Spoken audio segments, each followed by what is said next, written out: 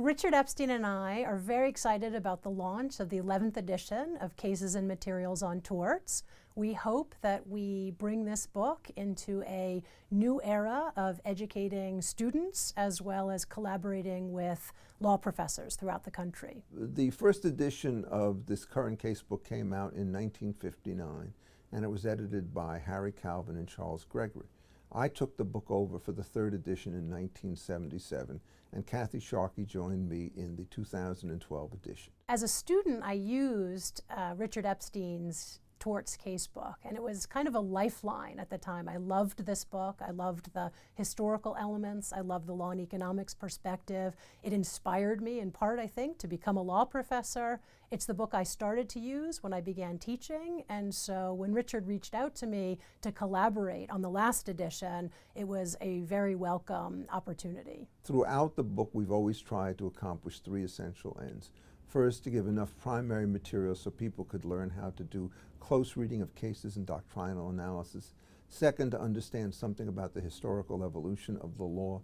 And third, to understand something about how various approaches, particularly those from law and economics, help inform the shape and evolution of legal doctrine.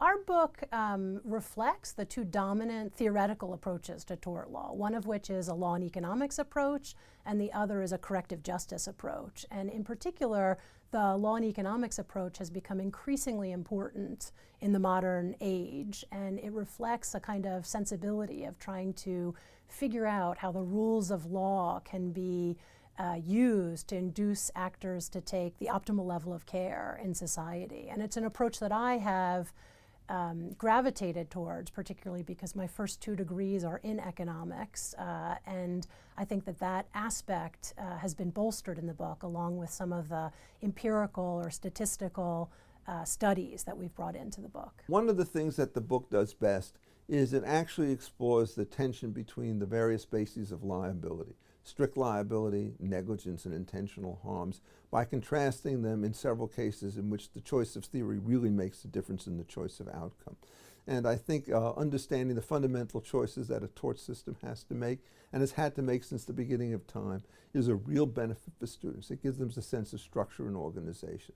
The other thing I think that we've been able to do is at the exact opposite end. We have a large number of materials that deal with what you might loosely call the cyberspace revolution. Trespass that takes place on cyberspace, defamation that takes place in cyberspace, and so forth. Privacy invasions through cyberspace. So what we do is we have the traditional spine on which we can put a very complicated set of contemporary issues. It's been great to collaborate with Richard Epstein on this book. We have very different ideological perspectives on many of these topics, but when it comes to putting together the casebook, we have a remarkable degree of consensus on the key cases, on the evolution of the doctrine, on pedagogically how we should lay out the cases and the notes that follow. And one thing that we've tried to do in this book, I think, is combine continuity with the past with new modern developments. And I think it's a real hallmark of our particular casebook.